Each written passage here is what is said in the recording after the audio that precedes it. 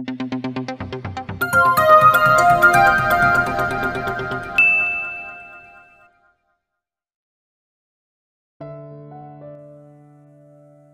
Lilibet at Larry ang nagsalba sa akin at hindi ko pwedeng pabayaan ang kaisa-isang anak nila, sabi ni Darius sa sarili.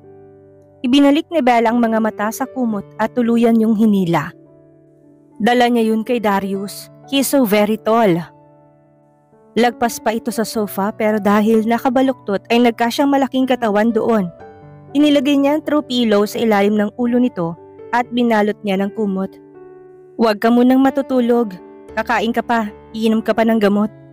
Anay rito't parang may sariling utak ang kamay niya na hinaplos ang basa ni Darius na buhok. Nakakita siya ng mga nakatiklop na tuwalya sa isang shelf kaya kagad niya yung nilapitan at kinuha. Aren't you using these towels on the pets? Gamit ng taong nandito. Anito kaya halos mapangiti si Bella. Tao nga pala ito't hindi hayop. Si Jumbo ay lungkot na lungkot ang muka na nakaupo sa may paanan ng sofa. Nakasabit ang baba sa armrest. Bumalik si Bella malapit kay Darius at pinunasan dahan-dahan ang mga hibla ng buhok nito. Ang ilan sa towels ay binalot niya ulit sa katawan nito. Saan ka dati nakatira? Tanong ni Bella dito dahil baka makatulog na to. Wala pa si Mang Karding at kailangan nilang hintayin. Sa puprobinsya rin.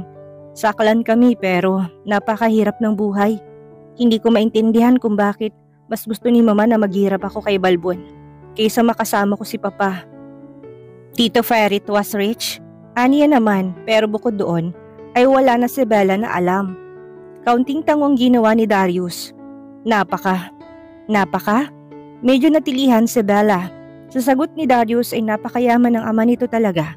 Pero bakit sa asyenda ito napunta at bakit wala namang ibang negosyo mula sa ama? Alam niyang wala itong kapatid. Sinabi yun sa kanya ng daddy niya noon. Si Darius ay kaisa-isang anak din pero nakakuha raw ang nanay nito ng lalaking balo.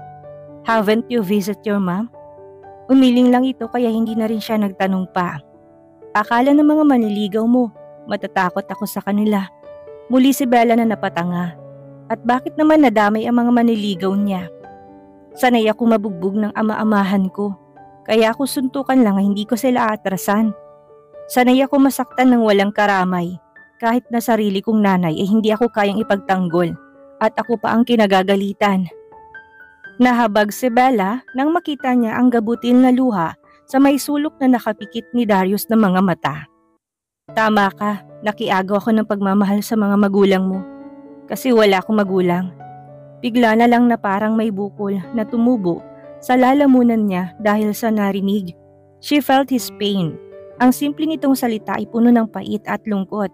At hindi naman si Bella ganun kamanhid para wag maramdaman ng awa para rito. Darius is a guy who barely talks and he's just sharing his life experiences to her at this very moment. Isn't she special then? Nawala na ito ng imik at gusto man niyang magtanong tungkol sa manay hindi siya nagkaroon ng lakas ng loob. Wala yun sa isip niya sa mga oras na yon. Para na siyang nahipnotismo sa mga sinabi ni Darius. At wala siyang magawa kung hindi ang tumitig sa gwapo nitong muka. Gwapong muka na mabangis pero ngayon ay nakakaawa. Maya-maya ay may kumatok na sa salaming pintuan kaya napamadali si Bella na tumayo. Naroon na si Mang Karding, nakapayong at dala ang paracetamol at mga pagkain. Bumili po ako ng mainit na sabaw, ma'am. Diyan lang ito sa karinderya. Hindi po ba sumasakit ang tiyan niya kapag kumakain sa mga ganyan? Naku, hindi po. Mahilig si sir sa mga pagkaing mahirap. Yan ang mayaman na nakilala namin na hindi kumakain sa mga restaurant na ginto ang halaga ng pagkain. Kukuha ho ako ng paglalagyan. Sa inyo po yung binili ko ay yung sa restaurant. I-deliver na lang daw po after 15 minutos. Hindi ko na hinintay. Tumango si Bella at parang naaalangan. Baka isip nito yung arte-arte niya kaya sa restaurant pa siya binilhan. Salamat po. Alanganin pa na sagot niya. Pahiram din po ako ng ekstrang blanket kasi nilalamig si Darius. Tumango ito. Kilala ba siya ng matanda kasi kung tignan siya ay parang kilala siya pero hindi naman niya ito kilala. Kilala niyo po ba ako, Mang Karding? Aba, opo. Naikwento kayo ni sir sa amin. Ano? Baka ang sama ng mga sinabi ni Darius tungkol sa kanya? Sa bagay, ano nga ba naman ang mabuti sa kanya? Binato kagad siya ng kanyang konsensya. Napapaisip si Bella na baka napakasama niyang nilalang dahil sa mga sinasabi niya kay Darius. Ano pong kwento? Nag-aaral daw po kayo ng medisina, matalino at napakaganda. Ngumiti ito't saka tumalikod habang siya ay natulala na naman. Idadamay na niya sa sapak si Carding kung inuuto siya ng matanda. And God, marami sa kanya nagsasabing maganda siya pero bakit para na naman siyang namumula? Hindi ba sinabi ni Darius na mabait siya? Kahit si Bella ay duda sa tanong niya kung mabait ba siya. Malalim ang pagkakatulog ni Darius dahil sa kanyang lagnat. Nang pumatak ang 12:00 pinagpapawisan na si Darius at walang humpay ang pagpunas ni Bella sa pawis niya. Tapos ay naging maayos na ang kanyang pakaramdam. He opened his eyes when he felt something heavy placed on his stomach. Ang namulatan niya ang mukha ni Bella. Ang ulo nito ay nasa tiyan niya habang nakaupo ito sa sahig. He smiled. Etong unang pagkakataon sa mga lumipas na taon na mukha nitong ulit ang nabungaran niya sa pagising. Hinawakan niya ito sa ulo. Ang braso nito'y nakadagan sa harapan niyang sumasaludo dahil umaga. Hinawakan niya ito sa pisngit sa may sulok ng labi. Nagmulat ito ng mga mata at agad na napapitlag. Minamanyak mo ko? Anito't nang ma-realize ni Bella kung saan ito nakahawak ay kagad itong napabitaw doon. Ay! Ani Bella na parang diring-diri. Nakanganga lamang naman si Darius at sinara na rin ang bibig. Okay, siya nang manya kahit ito naman ang nakahawak sa may zipper niya. Nakapagtataka ang mga reaksyon nito sa kanya. Is she playing naive to him? Bella had a boyfriend for 3 long years. Bakit ang mga kilos nito'y nagpapakita na para itong isang inosenteng puting kapag napapadikit sa kanya? Nahihiwagaan si Darius dito pero isinantabi niya yon. It's time to go home now. Uwi na tayo. Aniya rito sa halip na patulan pa to sa mga sinasabi nito sa kanya. Tumango ito't inayos ang buhok. Are you feeling better now? Tanong ni Bella sa kanya tinaplos ang noon niya. Wala ka ng lagnat pero need mo pa rin na uminom ng gamot. Round the clock. Yes, Dr. Diggsman. Ano man niya rito pero humaba ang labi nito bilang pagsimangot. Naupo na si Darius at huminga ng malalim habang ito naman ay nag-aayos ng mga kumot na ginamit niya. Marunong pala ito ng ganon. Nakamasid si Darius kay Bella na ipunin nito sa misita ang blanket ang isang manipis na kumot. She also grabbed his used clothes and put them inside the paper bag. Malayo pa si Bella sa pagiging doktor pero walang duda na makukuha nito ang pangarap. Masipag itong mag-aral at matalino to. Hindi ito tulad ng iba na mayayaman. Mahilig sa gimmick at kung ano-ano pang kapritsyo sa buhay at lifestyle. Kahit na namuhay ito sa syudad ay hindi nagbagong environment nito. Ang dedikasyon nito sa edukasyon. She has her own affirmation which can't be easily bent. Nakakabilib ito lalo. Kakain mo na ba tayo? Sa bahay na lang siguro. I want to sleep better. I never had a good sleep because of you. Wika ni Bella sa kadinampot ang susi ng kotse. Lihim si Darius na napangiti, tinago niya yon. Sinumbatan pa siya sa pag-aalaga sa kanya. Tumayo na rin siya at kinuha ang kanyang jacket. Kinuha niya mula sa kamay ni Bella. Ang susi nang sila ay makalabas. He opened the door of the back seat. Hop in, Jumbo. Aniya sa aso na kagad namang sumunod. Sir, ma'am, tumatakbong sabi ni Carding. Magandang umaga po. Maayos na po kayo? Maayos na, Mang Carding. Salamat. May naiwan dun po na labahan. Pakibigay na lang kay Aling Yana pagdating. Aniya sa lalaki. Talaga naman si Sir matikas na ulit. Ako nang bahala, Sir. Ang daming nakakonfine na aso't pusa, Sir. Baka pwedeng si Doktora de la Cruz ang makapunta. Patawagan niyo kay Maymay. Opo, Sir, tinawagan na. Ani yun pero nagmamadaling tumakbo pabalik sa gate nang may bumusina doon. He looked at the car and it was Annalyn's car. Let's go. Aniya kay Bella sa kanya ito pinagbukas ng pinto. Naglalakad ito palapit sa passenger side pero ang mga mata nito hindi maitikal sa kotse ni Annalyn. Bago pa man makasakay ang dalagay nariyan na si Annalyn, bumaba sa kotse. Darius! Bati nun sa kanya. Nakabungis-ngis. Lumapit yun at tinalikan siya sa pisngi. Parang bagong gising ka. Anin sa kanya tapos ay tumingin kay Bella at kumibot ang mga kilay. Akala ko may sakit ka. I was but I'm okay now. Sinundan ko lang si Bella rito kagabi dito na ako inabot ng deliryo. Aniya naman. Too bad, ang lakas pa naman ng ulan kagabi. I'm glad you feel fine now. Bella? Tanong ni Annalyn habang nakatingin sa dalagang nagmamasid ng sobra. Yes, I'm Bella. Oh, I'm Annalyn or Ann. We're partners here. I wish in real life too. Ani yun sabay hagikik. Hindi ngumiti si Bella at kilala ni Darius to. Hindi tong babaeng makikipagbungis-ngisan sa mga hindi nito tipo. Pero kapag gusto nitong tao, kahit sa unang pagkikita ay parang matagal na nitong kakilala. Tumingin ito sa kanya at parang sinasabi ng mga mata nito na wag na siyang makipagdardalan pa. We better get going, Ann. Sorry, hindi kita matutulungan dito ngayon. Pero tinawagan na raw ni Maymay si Clarence. Okay, nakangiting sagot ng babae. Pahinga ka muna, you still need rest though you feel a bit better now. Maayos na si Steele. He's with his mother now. Tinanggalan ko na ng suwero. Wala ka nang iisipin. Thank you, Ann. Maasahan ka talaga. I don't know what I'm gonna do without you. Ani at si Darius mismo humalik sa pisngi nito bilang pasasalamat. Pero inirolyo nitong mga mata at sinampal siya sa tiyan. Binola mo pa ako? Ikaw pa sobrang lakas mo sa akin. Mabilis na sumakay si Bella sa kotse at napatingin si Darius nang humampas ang pinto nun papasara. Nagdadabog na naman ang prinsesa niya. Alis na kami, Ann. Mabilis na paalam ni Darius saka siya malalaking humakbang papunta sa driver's side. He hopped in and drove away. Base sa hulma ng mukha ni Bella na mukhang bibingka na nadiskaril, alam niyang buwisit na ito sa pag-uusapan nila ni Annalyn. Ganito ito noon pa man. Ayaw nito na naabala ito sa pag-uwi o pagpasok. She easily gets so annoyed when he talks and does same small chatting with random girls. May mga pagkakataon pa nga na sinasabihan nitong mga kausap niya na kung hindi raw ba nakakahalata ngayon na nakakaabala. Napakasungit nito sa maikling salita. Saan ko ba naiwan ang motor ko, Bella? Tanong ni Darius dito dahil limot siya kung saan sila nagpang-abot kagabi. Baka sa taas ng lagnat niya halos hindi na niya naalala. Sa may police station, sagot ni Bella. Nakatingin sa labas tapos ay humarap sa kanya. Magmomotor ka? Kaya mo? Kaya ko na. Okay, I'll just follow your car. She just nodded at him. Your ex was looking for you. Anaya rito ng sulyapan to. Magpinsan pala sila ni Layla. I didn't know. I don't know either. I'm not interested. Inis na sagot ni Bella. Will you tell me exactly what happened? So next time I know what to say when we interrupts you. Unless gusto mong makialam ako. Kung hindi naman that's fine. Hindi ito sumagot ng ilang segundo. Nakatingin lang sa labas ng bintana ng sasakyan. I saw him having makeup with Jean. Kasama niya yun sa firm.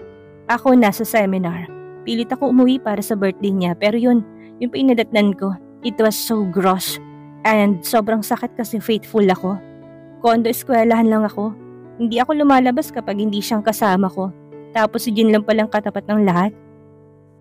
Ang mas masakit pa nung sinabunutan ko yung babae niya at ayaw kong tumigil. Sinampal niya ako. Nagtagi sa mga bagang ni Darius. Bubungiin niyang hinayupak na Wilson na yon kapag nakita niya ulit. Mukhang desperado siyang mapaamo ka. Tanging sagot ni Darius. I know, papauwi pa lang ako dito pinuntahan na niya ako sa kondo. Visit siya. Darius took a deep breath but he noticed the brown envelope on the dashboard. Ganun ang mga envelope ni Attorney Fulgar pero hindi niya yun pinuna. Perhaps Bella grabbed some of her legal copies. It's her right. Wala siyang problema doon. Kung sakaling nasasama ka sa ex mo pabalik na Manila, aniya pero masama ang loob ni Darius. Baka pwede magstay ka na muna kahit ilang linggo lang. Perhaps you can go with me when I go to the ranch and other places inside the Guzman. At baka pwedeng wag mo rin akong awayin sa ilang linggo na yon. Lumipad ang mga mata ng dalaga sa kanya't nakanganga. Ayan na, mukhang aawayin na siya pero nagkamali siya. She nodded at him and that was a miracle. Salamat sa Diyos at hindi siya nakatikim ng nagbabagang bunganga. Gusto niya kasing tuparin ang sinabi niya na bago ni Bella malaman ng totoo ay kukunin niya ang loob nito at gagawin niyang kanyang kakayahan na ipakita dito kung ano talagang nararamdaman niya para kay Bella. Isang linggo lang at pipilitin niyang mahulog ito sa kanya. Salamat sa pag-aalaga mo sa akin kagabi. Salamat kasi kahit galit ka sa akin, hindi mo ko pinabayaan. Saad ni Darius dito kapag uwan. Natanaw na niyang kanyang motor.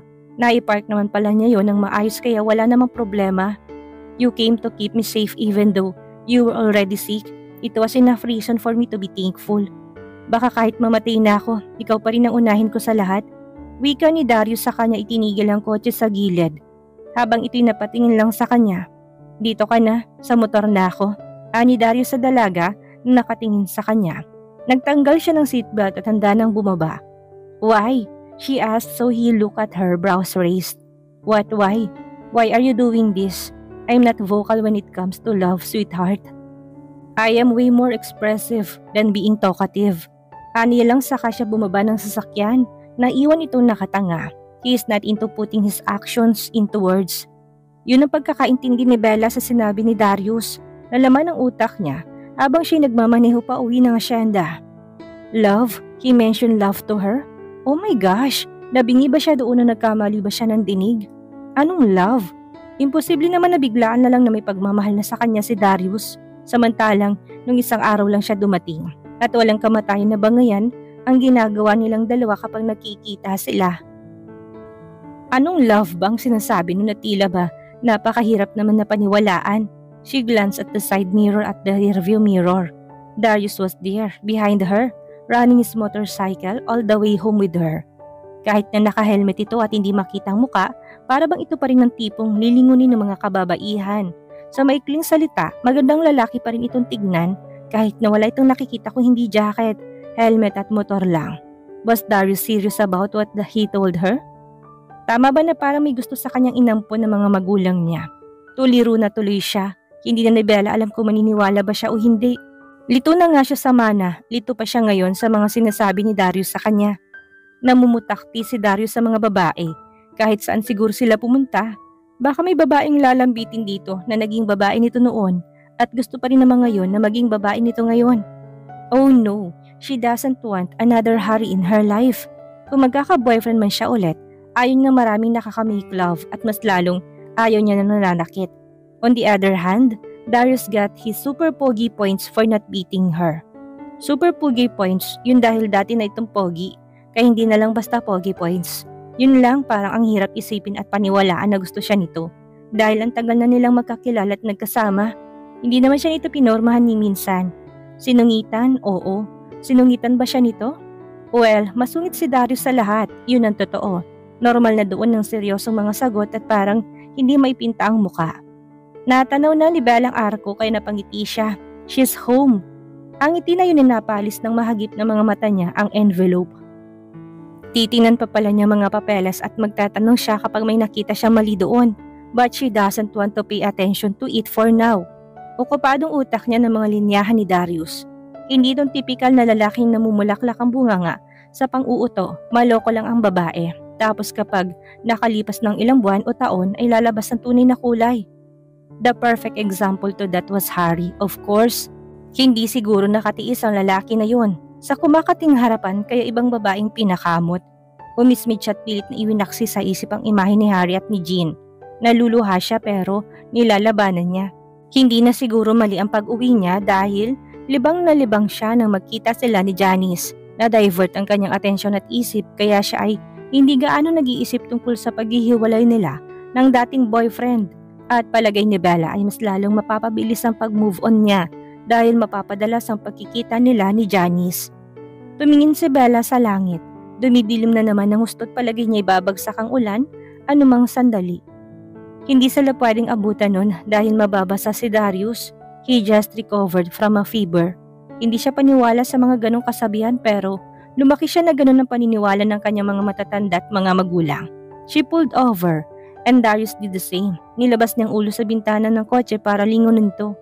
What's the problem? Tanong ni Darius sa kanya. Mauna ka na. Can you drive faster? It will rain. Ayos lang ako. Well, ako hindi. Matari ni Bella na sagot. Bilisan mo na't magkita na lang tayo sa bahay. Don't be such a badass, Darius. You just recovered today. Sigurado kang uuwi ka na? What? Saglit sa Bellang napatanga. Of course, I haven't eaten yet. Wala akong balak na magka-ulcer. Hello? Gusto ko lang makasiguro. Same old Darius. Daig pa nitong isang military kung magbantay sa kanya at hindi pa rin pala ito nagbabago. Hintayin kita sa mansyon. Nito sa kanya saka pinausad ulit ang motorsiklo. Mabilis ni Darius na tinawid ang tulay at parang bula ito naglaho. Well, that proves that he can really drive faster than the usual. At dito na po nagtatapos ang 14 na kabanata ng ating kwento at sana'y muli niyo po akong samahan sa mga susunod pang kabanata. Maraming salamat po at ingat po tayong lahat.